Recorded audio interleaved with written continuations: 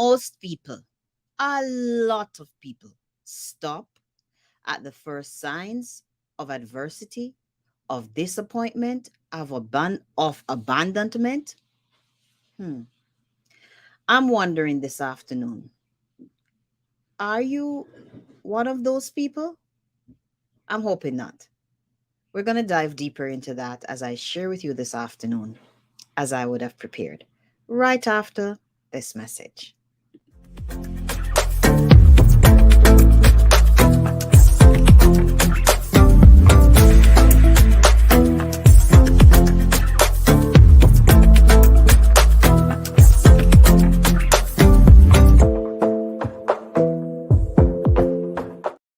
So, welcome to the Win Win Live Show, and I am your host, Michelle L. Forbes. So happy and so delighted to have you here. As you are here with us, please do go ahead and hit that share, go ahead and hit that like, and absolutely to stay tuned to continue following us to continue getting the content as we either upload or we go live. Please do go ahead and subscribe and follow, depending on the platform that you are listening and tuning in from. Either today, if you're joining us live, or on the replay if you join us sometime after. But I'm so delighted to have you here this afternoon. So, the question I asked you, the statement I made was most people, a lot of people, yes, they stop at the first signs of adversity, hmm, of disappointment, hmm, of abandonment.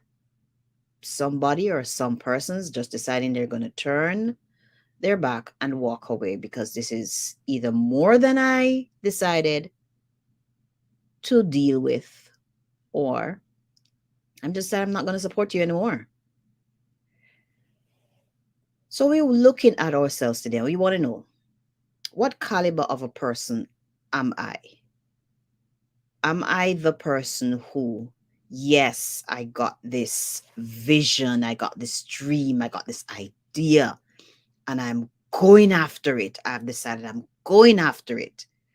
But then when adversity comes, the first sign, I decide, this is like a little bit too more than I bargained for, or that I decided to go ahead with. Just a little bit too more. Hey, Nestor, pleasure to have you here this afternoon with us. Yeah. Or somebody decided that they're just going to turn their back on, or a team just decided, I'm not going to go any longer. I'm not going to walk this stretch of this journey with you. Or disappointment for whatever the reason is, the finances you were expecting to come through to push forth that mission or that assignment just didn't roll around like you expected it to. Or some persons, a particular project that you were working on just didn't show up and blossom like you expected it, but you're sure this was it. What do you do? So I love for us to walk through that this afternoon. What do you do? What do you do? First, we need to find out what caliber of person are we? And based on the person that we are we going to make the decision that I'm going to just continue being the way that we or are we going to level up, revamp, and come again, transform ourselves, and come into that best version of ourselves? So we get an assignment, you get an idea, you get a spark of idea just pops in you. What do you do with that? First, you want to ask yourself some key questions. And two of the key questions, the top first most key questions that you want to ask yourself is, one, is this a God move? Is this a God assignment? Is this a God idea? And two, if this is a God move, if this is a God idea and assignment, is it for now? These two questions, you want to be sure that you become super clear on them, because the time is going to get tough and the tough is going to get going. And so when those tough times get going, you want to be sure that you are super clear from day one. Yes, I'm certain this is a God idea. This is a God move. This is a God assignment. Yes, I'm certain it's for now. So there is no shaking, there's no moving, there's no bending, there's no retreating, there's no raising the white flag and surrender. Ah, and you settle that within you from day one. And you hold on for the ride, whether it's going to be bumpy, rocky, or smooth. You hold on for the ride, for the full length of the journey, until you see that thing, not only inside based on your vision, but with these outer eyes, until you see that thing. You hold on for the ride. As I was preparing to share with you guys today, there's one key person that popped to my mind, and most persons know them, especially from our community, the Black community. Most persons know him. Before I delve into sharing a bit concerning his story today, I want to follow up with some questions. So, to those two key questions: is this a God thing? Is this a God assignment? Is it for now? We want to be sure to ask ourselves some follow up questions. Follow up questions such as: what's the blueprint for that God idea, for that God thing? What is the blueprint? Any builder, before they lift a hammer, before they lift a nail, before they lift a board, before they lift a brick, before they lift anything, they have to get a clear picture of the blueprint. And as they get a clear picture of the blueprint, they begin to visualize it, what it looks like at the end. Because they're always, everything from the first nail that is picked up, it's always a working to the end. So they have to have a clear picture. You have to have a clear picture. We have to have a clear picture of whatever the assignment is. Or maybe the assignment is even your life. As I'm speaking, that's what comes before me, your very life. What is the vision? What is the blueprint that you see for your life? Is your life the assignment? Is the call of God on your life the assignment? And if that is so, what is the blueprint? Do you have a picture of that? Do you have a clear vision of that? And if you do, decide. Make the decision. If you haven't made it yet, since the day you became clear, make the decision now. And even if you have made it, sometimes the happening of life, just life happening, kind of shake us off and put us out of balance. Make a fresh decision that I'm going to grab hold of the wheel and I'm going to hold on and ride this out until the end, where you see it manifest. Where you see it manifest right before your eyes. So, follow up question: what's the blueprint? You want to become very clear on that. Connections. What are the connections? Are you walking this journey alone, executing this assignment, or will you have a team? And if you'll have a team, what will that team look like? What are the skill sets that the team members would need to have? You want to ask yourself that follow up question for sure. As it pertains to the assignment itself, whether it be your life or whether it be a thing, a product, or a service or a ministry, whatever it is, scriptures tell us that we must count the cost. God said before we to go start count the cost. What are one of the ways that we count the cost? Cost in terms of the stock, stock, the material, the resources, software, people, all that will be required. Before we even start, we want to decide, what is all this gonna take? What is it gonna take to get it done? And to be authentic, it may not all come to you at that point, but you make a note of all that come to you. What is all? Having the clear picture of the blueprint, what is it going to take to get this from off this paper where I can see, feel, touch, and experience it? And you make a note. And as you go along, you are going to have some other items that you will add to the list, or some that you will strike out and say, not so fitting, or I feel like I need to replace this. But it's having something to start with from day one as we step out on the journey.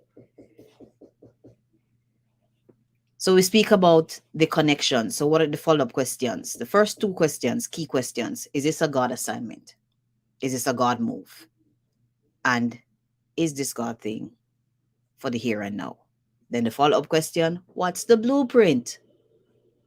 What's the path that I'm going to have to be taking in order to get this manifest? Have to know the blueprint in order to do that. With the blueprint, what is all that you're going to need? What are all the items? What are all the things that's going to be need for that? And is one of those things a team? Will you be doing it alone, or will you need a team to go along with you? So the person that I wanted to share with you this afternoon as we look at our theme today, and if you would have read the theme today as you came onto this live, or as you follow, you watch the replay, keep going. If at first you don't succeed, try again and try again and again and again. And I would have continued saying again until eternity. Keep going. Keep going.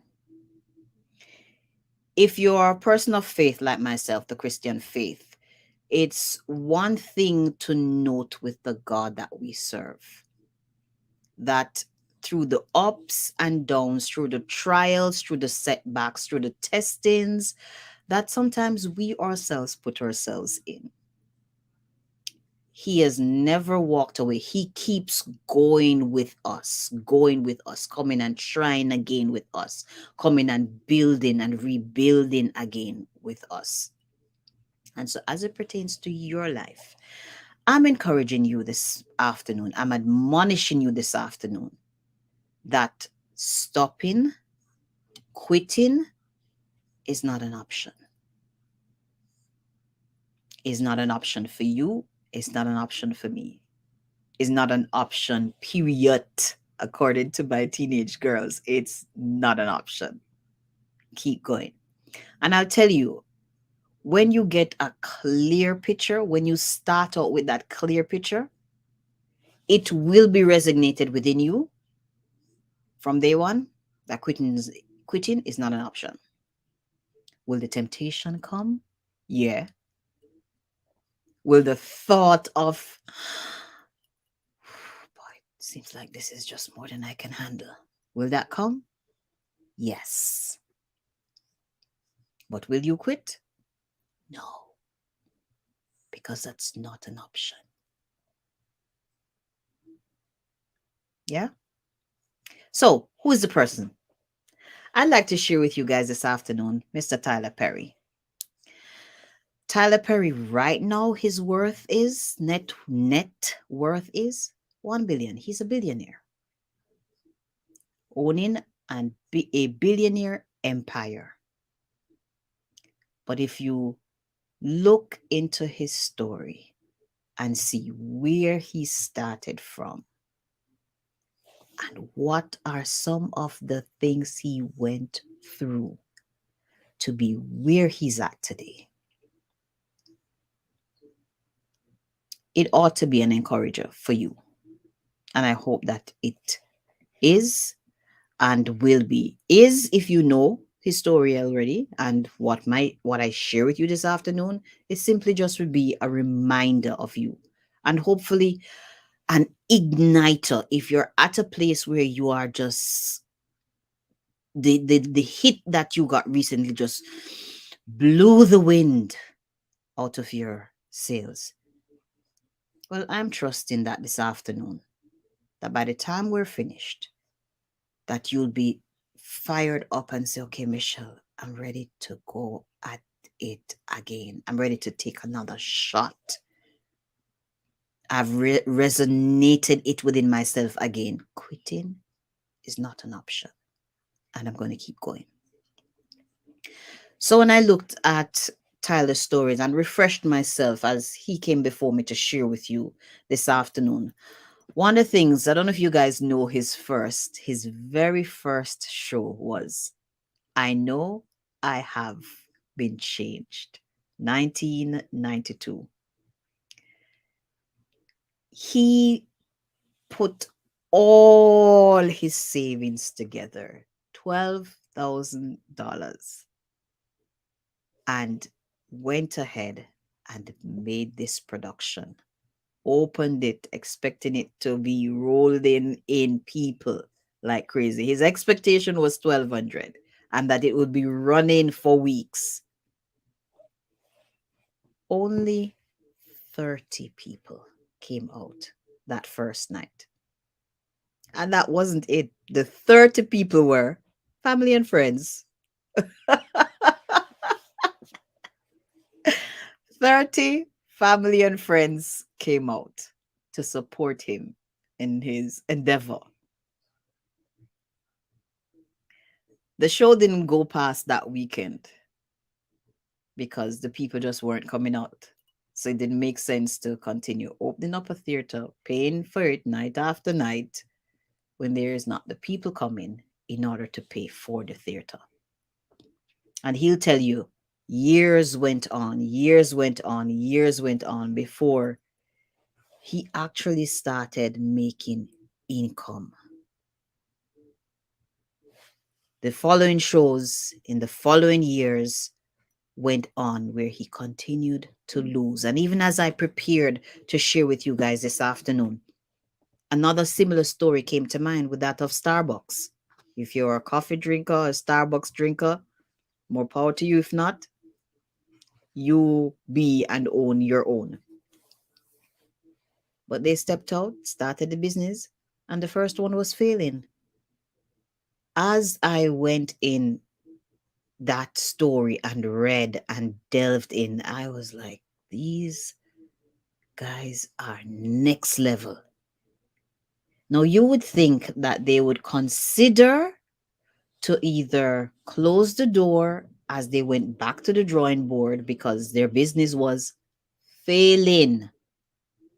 No profits coming in, failing. But what did they do? They went and opened another Starbucks shop, restaurant. Quite the contrary. Yeah. Now, as we are bringing this afternoon to a close, one of the things that I want to encourage you to do as a person of faith, and even if you're not, I want to encourage you to embrace stillness. And for those of us who are persons of faith, as you get still, you want to be sure to be listening to God and hearing what exactly is he saying. As you tune into Tyler's show, Tyler's story, I note that he would have made mention several times of when he heard God's instruction. It was crazy, and he made sure to tell the audience, I'm not telling you to go and do this. Know for sure for yourself. But this is what God told me to do. This is where he told me I'm called. So this afternoon, I'm encouraging you as you become clear on this God idea, this God move, this God assignment. Take the time, make the time, allot the time, set the time to be still and know. Know what is God's intentions for that thing, his plan, the intricacies, the steps, the moves, the connections. Know what is his heart for that assignment, for that call on your life, for that move that is to be made. And as you become clear, as he makes it known, because he is a God of light, not of dark, as he makes it known, next is action. Action, action. And as you are executing, doing the action to bring that thing to pass, to create that thing, to build that thing, to manifest that thing, yes, you're going to have adversities. Yes, you're going to have disappointments. Yes, you're going to have even folks abandoning you, friends, family. Yes, it will happen. But your continued focus on the end is to be set from day one. Your decision that there is no giving up, there is no retreating, there is no surrendering, there is no quitting. A part of this move, this call, this assignment. So you keep going. Will there be times that you would have to hit the pause button to replenish, to restore, to renew yourself? Yes, there will be times. And it is paramount that you listen, hear, and respond when those times begin to give you the signal, that you hear the nudging and you sense it within you that I need to pause. I need to go in seclusion, in isolation, that I may receive downloads on the next moves that are necessary. I want to, as I wrap it up this afternoon, I want to declare to you, just in case you've never heard it before, or you maybe have never heard it in a while, there is greatness within you. You were born for greatness. You were created with greatness within you. And the greatness that is within you, God's intention is not for it to remain locked up within you, but it is to come forth, to come out in order for this earth to be served through that greatness within you. So whatever it is that you've been walking through, that's been coming up against you, be encouraged. There's a great thing within you. There is greatness within you, and the price is great. That what you have been experiencing is an encouragement. Negative, yes, it is. It may feel, and it does feel hard, but it ought to encourage you that what you carry is of great price. That you and the value of you is of great price. So keep going. Keep going. Keep going. Keep going. As we wrap it up this afternoon, I'm going to be sharing with you again our promo. And in case you have not picked up yours as yet, this is your gentle reminder. Okay?